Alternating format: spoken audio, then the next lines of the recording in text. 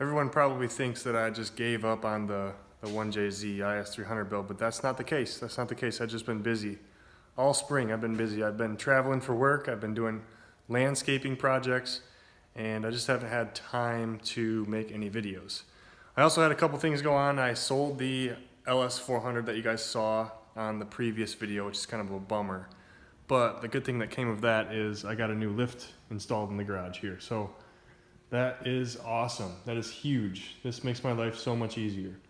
I sold the LS400 and bought a second-hand, really good quality rotary lift, and I had it installed professionally by a company that was certified by Rotary to install this lift. So it's good, it's safe, and I'm excited.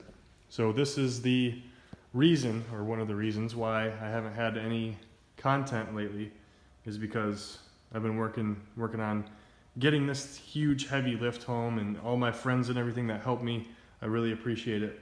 But it's so good to finally have it. I've had it installed for a couple weeks now, and it's been awesome.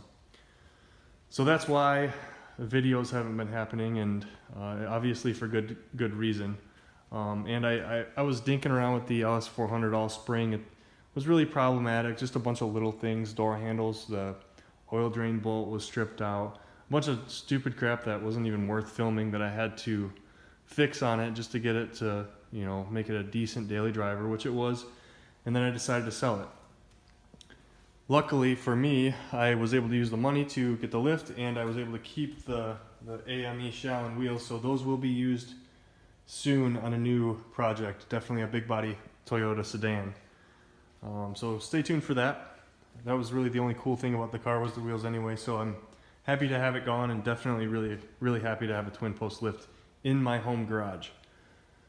So as far as the IS300 goes, I did make a little list of all the things that I got to do here while I'm cleaning up the garage and starting to tinker around with the car again.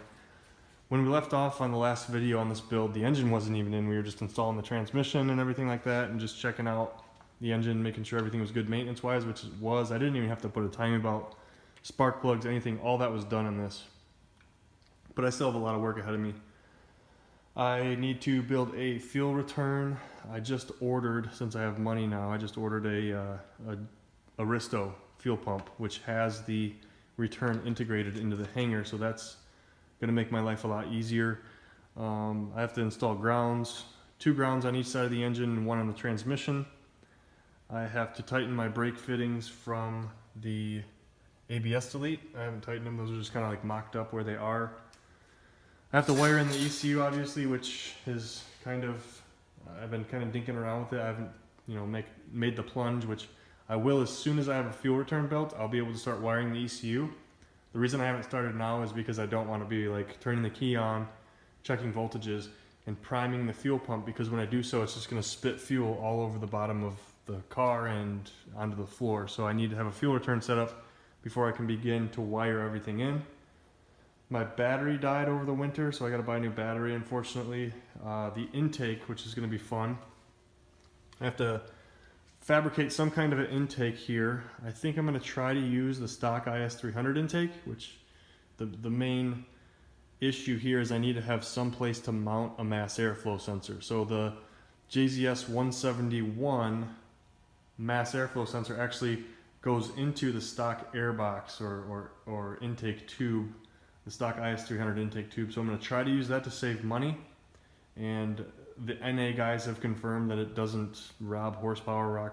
You know, if you put an intake on a GE, it doesn't give you any horsepower. So it obviously is a decent intake, but we'll see. I might run, you know, an aluminum pipe with a bung for the MAF or something like that. I'm not sure yet.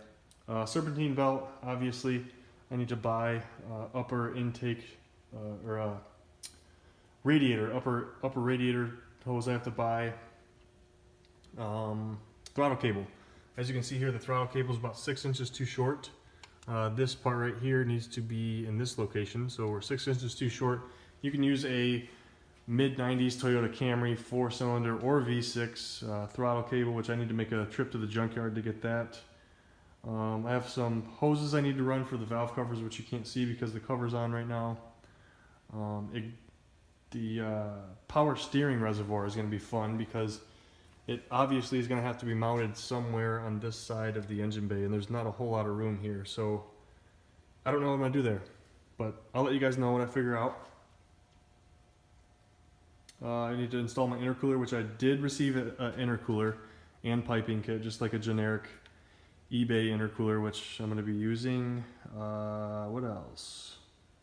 I need to buy a new radiator, because the radiator for this car is kind of, it's not old, it's definitely been replaced, but somebody that owned this car lived on a dirt road, and there's a bunch of dirt and crap in the fins, which kind of concerns me with an upgraded engine. So I'm going to buy a new radiator for sure, and fabrication of a downpipe to my exhaust, which I'm not really capable of. All I have is a Harbor Freight welder, so I'm not even going to try it. I'm going to pay somebody that's really good at welding to fabricate me a downpipe for this, which is going to prove to be probably pretty difficult to have somebody come to my house and fabricate that here.